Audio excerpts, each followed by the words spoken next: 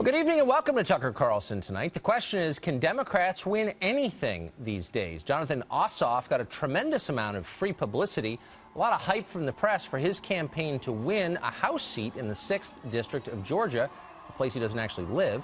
He received more than $8 million in donations. A bunch of celebrities showed up to help him. The national press anointed him repeatedly a rising star. And yet the verdict from the district's actual voters, no thanks. Ossoff received 48% of the vote, about what Hillary Clinton got in November, and he was defeated by the combined support for the many, almost countless number of Republicans running in that race. President Trump gloated on Twitter saying, quote, Dems failed in Kansas and are now flailing in Georgia. It's now Hollywood versus Georgia on June 20th, which is the runoff. What did Ossoff have to say? Well, last night he delivered a speech calling his showing a loss, quote, a victory for the ages.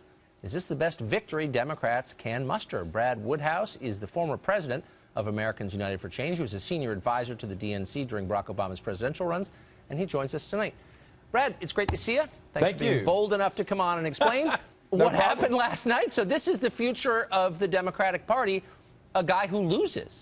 Well, look, if you by that reckoning, Karen Handel lost. I mean, she came in below Ossoff, and so look, we're going to a runoff. We don't know what will happen in June. I think there's a fighting chance. The key here for Democrats, Tucker, is that going into 2018, they have to show they can compete in these districts, whether they're suburban red districts, whether they're rural red districts. They have to show they can compete. They showed here. They closed the margin. You know, the best the Democrat had done in that seat was about 36%.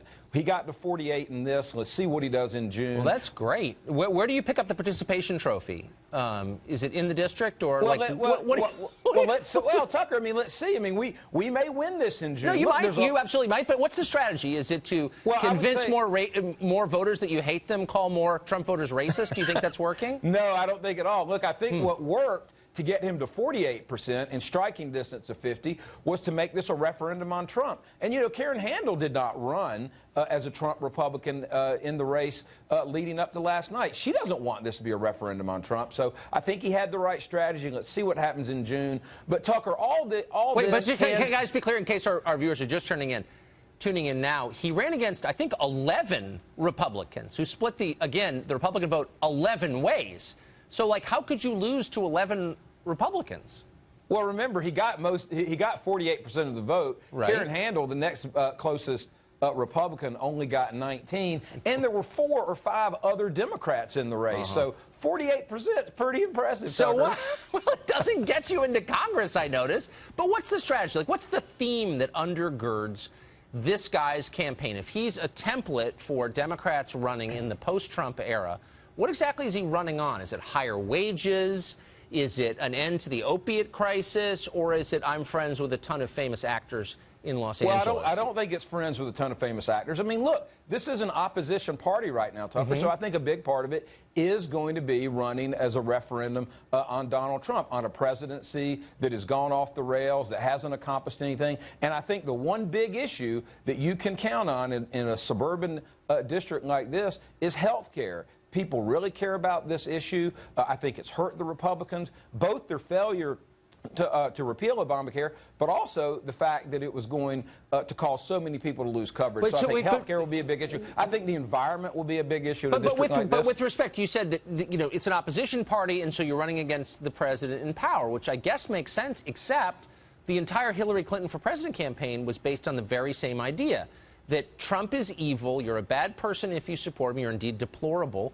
And by the way, it didn't work, as you know. So where are the middle-class bread and butter issues that get people elected? Like, I don't know, Bill Clinton. Like, those work. Why aren't they talking about them? Well, look, if health care is not a bread and butter issue, I don't know what is. That is an issue that has taken a toll on the president's popularity. It's taken a toll on Republicans. I think it was one reason that the race in Kansas got as close as it did. But what's the argument? I mean, I get it. And by the way, that's legitimate. Health care is a real issue. Is it running on Obamacare? Is that the argument? Are Democrats going to say? And you could also argue, I think, legitimately, that Trump people didn't do a good job selling their program. Fine.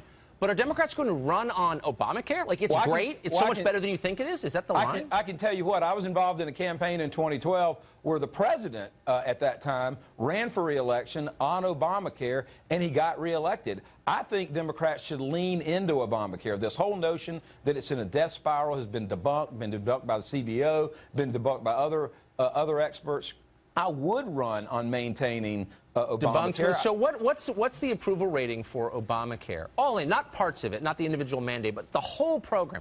What's the approval rating among swing voters, the kind you need to win elections? Well, I don't know. The last poll I saw nationally, Obamacare had a 56% approval rating. The president had a 41% approval rating. So I'll take Obamacare if I'm Ossoff over Trump if I'm Handel. Well, but, okay, Trump is not above 50 in most polls, and it shouldn't be surprising because he's an agent of Russia who will be impeached. Do you remember that? We were hearing that 2 weeks ago from members of Congress. People are going to jail. The president's going to lose his job because he's working for Vladimir Putin. What happened to that story? Well, I don't know. I think the real story here is not what he's doing now. It's what occurred before the election. But where is it? I mean, there's another cable channel that led with it every single night for weeks. Your voters loved it. They're not leading with it at all this week. There's no New York Times editorial calling for impeachment based on his closeness to Putin. It was a matter of national security, Brad. How can we be ignoring that? Look, I think what's happened is that we're trying to figure out where the Carl Vinson is, Tucker. We're trying to figure out where this armada that was supposed to be going to North Korea is. There are a lot of other things to cover. What does that have to do with the fact that the president of the United States is a puppet dangling from the strings controlled by the evil Vladimir Putin in the Kremlin? I've been hearing that for 5 months. What happened to that story? Oh, wait, it's false?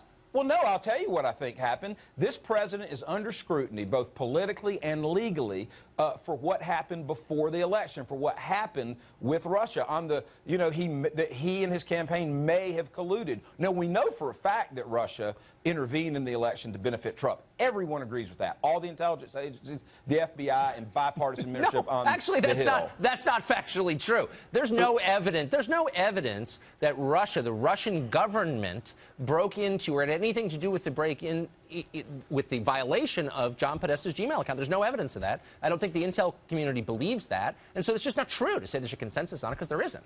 Well, the consensus is that they intervened in the election, interfered in the election to benefit Donald Trump. What may be true is that his campaign colluded. Now, what can be true is that the president now, facing that scrutiny, that legal scrutiny, the investigation, now can't cozy up to Putin and can't do all of his bidding. And of course, Vladimir Putin is angry now. So the conspiracy continues. So in other words, to throw the bloodhounds off his scent, he has in fact taken a position hostile to Russia. That's very clever, almost diabolical, you might say. I'm not even saying it's a conspiracy. I'm saying, look, that he may have figured out the right approach, to put U.S. interest ahead of Russian interest in Syria, in North Korea. And if he's doing that legitimately, I applaud him. Okay, so he shouldn't go to prison now for subverting American democracy on behalf of Vladimir Putin. When are we going to admit that it was just wrong, that this was like a silly way to account for a loss you didn't expect? She ran a bad campaign. The middle class doesn't like Democrats anymore. Why don't you just admit that rather than blaming it on a foreign power in this insane way? Well, this is not even about blaming it on a foreign power. This is about, look, the FBI is investigating this, Tucker. If you have an issue with them, FBI investigates. I do have an issue with the FBI, actually. But leaving that aside, look, the FBI, as you know, gravely hurt the presidential campaign of Hillary Clinton. No one mentions that on the left, I noticed. But the point is not what the FBI is investigating. The point is the narrative for 5 months was that he is literally illegitimate. He participated in an assault on the most sacred institution of American life, which is, of course, democracy. And now, because he did something that the left approves of, i.e. bombing Syria, we're just going to kind of forget about it. Well, I don't think anyone's forgetting about it. But look, this really is in the hands of the FBI, of the Senate and House intelligence committees. They are investigating whether or not Did anyone really believe Trump. it? I mean, I know that there are people watching. Let's pretend there weren't.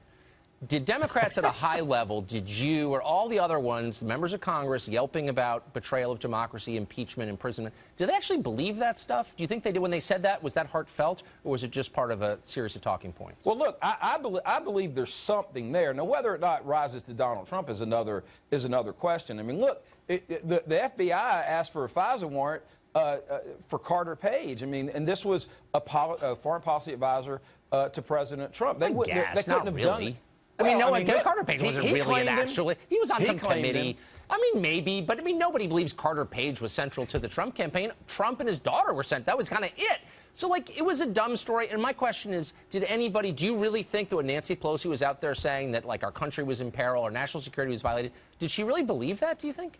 Well, no, here's what I believe. I believe that Russians interfering in our democracy, whether they did it to benefit Donald Trump or Hillary Clinton, or if they do it in a future election to hurt a Republican, I think that's a problem. I'm sure you agree that that's a problem. I mean, I think we're overstating it dramatically for political reasons, and we're trying to pretend it never happened, all this hysteria. But some of us have long memories, so I'm going to torment my friends on the left for months over this. Brad, thank you for coming on. Hey, thank you, Tucker.